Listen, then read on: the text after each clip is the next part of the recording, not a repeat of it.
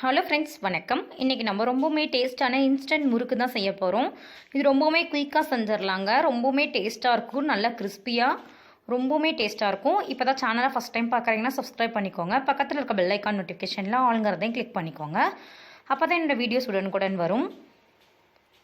இன்ஸ்டண்ட்டாக கடைகளில் கிடைக்கிற மாவு வச்சு தான் நம்ம செய்ய போகிறோம். ரொம்பவுமே கிறிஸ்பியாக செஞ்சிடலாம், குயிக்காகவும் செஞ்சிடலாம். இந்த ஸ்நாக்ஸ் எப்படி செய்யலான்ட்டு பார்த்துடலாம்.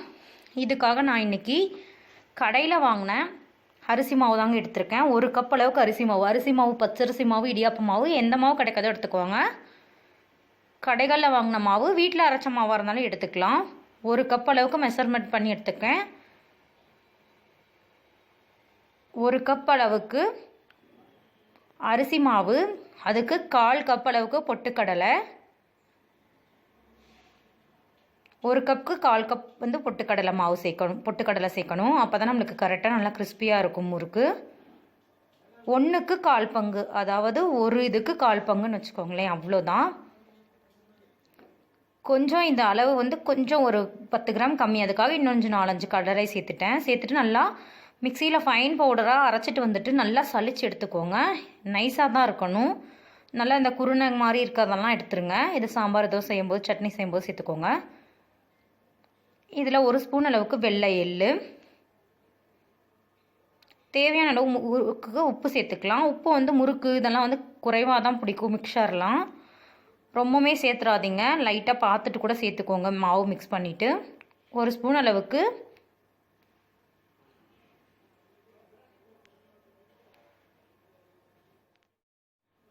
அளவுக்கு ஓமம் பிடிக்கலைன்னா விட்டுறலாம், ஜீரகம் கூட சேர்த்துக்கலாம். 1 ஸ்பூன் அளவுக்கு நெய் சேர்த்துருக்கேன். அப்படின்னா வெண்ணெய், உருக்குன வெண்ணெய் கூட சேர்க்கலாம். அப்படிலாம் எண்ணெய் 2 ஸ்பூன் காய வச்சு ஹீட் பண்ணிவிட்டு அந்த இதை வந்து சேர்த்துக்கோங்க. உள்ளே சேர்த்துட்டு ஒரு வாட்டி நல்லா கலந்து விட்டுருங்க.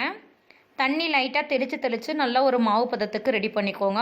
பொட்டுக்கா தண்ணி வந்து தெளிச்சிடாதீங்க. அதிகமான மாவு தண்ணி வந்து தெளிச்சிட்டாலும் கரெக்டாக வராது. இந்த மாதிரி மாவு ரெடி பண்ணி வச்சுக்கோங்க.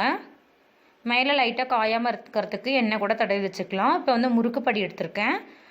நம்ம நார்மலான முறுக்கு 3 டாட் இருக்கிற இதில் வச்சு தான் செய்ய போகிறோம் இன்றைக்கி. அதுக்காக இந்த டாட் வச்சுட்டு உள்ளாமான ஆயில் வந்து தடவி வச்சுருக்கேன்.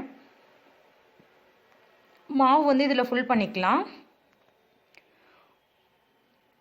ஒரு பட்டர் ஷீட் அப்படின்னா ஆயில் கவர், பால் கவர், இந்த மாதிரி எது இருக்கோ எடுத்துக்கோங்க. வாழை இலையில் இருந்தால் கூட எடுத்துக்கலாம். எண்ணெய் தடவிட்டு இதில் வந்து முறுக்கெல்லாம் நம்ம வந்து பிழிஞ்சு வச்சிடலாம். ஃபஸ்ட்டு இது போல் ஏதோ பிழிஞ்சு வச்சுட்டு போடும்போது நம்மளுக்கு ஈஸியாக இருக்கும். இது போல் நல்லா பிழிஞ்சு வச்சு போட்டுட்ருக்கேன். ஆயில் வந்து கரெக்டாக ஃப்ளேம் வச்சுக்கோங்க. நான் வந்து ஆல்மோஸ்ட் போட்டு எடுத்துட்டேன். 2-3 தான் இருக்குது, அதனால நான் ஆயில் சேர்க்கலை. இன்னும் அதிகமான ஆயில் சேர்த்தா எல்லாம் ஒட்டுக்கா 2-3 கூட போட்டு எடுத்துக்கலாம். கடாய் பெரிய கடாயாக வச்சா இது போல் நல்லா எடுத்துக்கோங்க. ரொம்பவும் செவக்க விட்டுறாதீங்க. அவ்வளோதான் ஃப்ரெண்ட்ஸ், இந்த முறுக்கு ரொம்பவுமே சூப்பராக இருக்கும். கண்டிப்பாக ட்ரை பண்ணி பாருங்கள். ரெடி ஆகிடுச்சு. வீடியோ பிடிச்சிருந்தா லைக் அண்ட் ஷேர் பண்ணுங்கள். யூஸ்ஃபுல்லாக இருந்தால் ஃப்ரெண்ட்ஸ் அண்ட் ரிலேட்டிவ்க்கு ஷேர் பண்ணிக்கோங்க. என்னோடய மற்ற அப்டேட்டை செக் பண்ணிக்கோங்க. இன்னும் நிறைய ரெசிபிஸ் இருக்குது, ப்ளேலிஸ்ட்டில் செக் பண்ணுங்கள் ஃப்ரெண்ட்ஸ். தேங்க்ஸ் ஃபார் வாட்சிங். இன்னொரு இன்ட்ரெஸ்டிங்கான வீடியோவில் பார்க்கலாம். Bye friends.